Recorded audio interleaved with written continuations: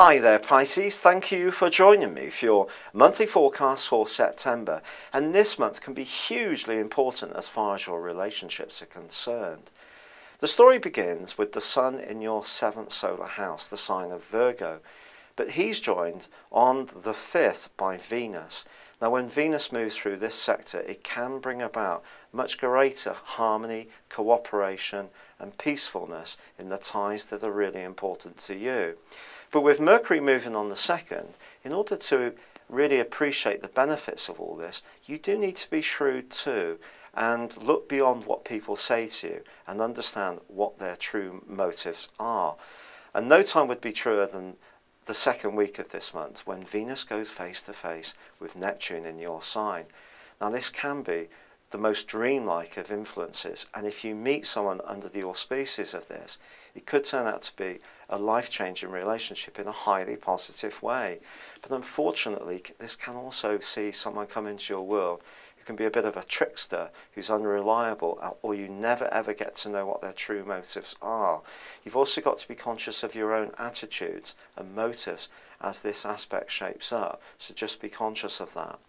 However, week 2 also sees Mercury going face to face with Uranus, and Uranus is in the part of your horoscope to do with finances, and over the last few years it's probably thrown up some unexpected chances to make money, but also some unexpected demands to pay out money, and that could be the case when Mercury goes face to face.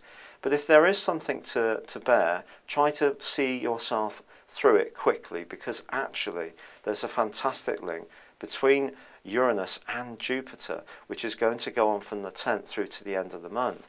And you definitely can earn more money, but you do need to really invest a lot of self-confidence and faith in the process, and it may come in a completely fresh environment, or by being more open-minded or flexible in the way that you work. Now there is on the 8th a full moon, and this full moon does suggest that if one relationship, as far as you're concerned, really has gone as far as it possibly can, you may decide to bring it to a close in the couple of weeks following. On the other hand, it could be a chance to clear the air and really go forwards in a much more productive way, so do be open to that.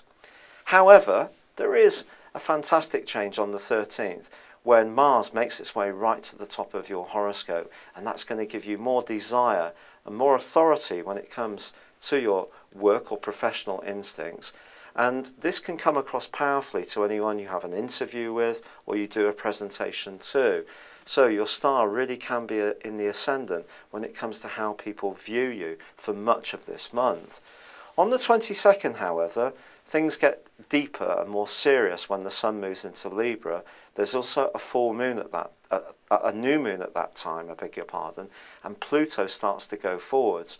And all of this can be very good for you in terms of earning more money and feeling that your worthiness is being rewarded in the way that you feel is due. But once Mercury moves on the 28th into your 9th solar house, I do feel that you may have to let go of something that up until now has been an important element in your life.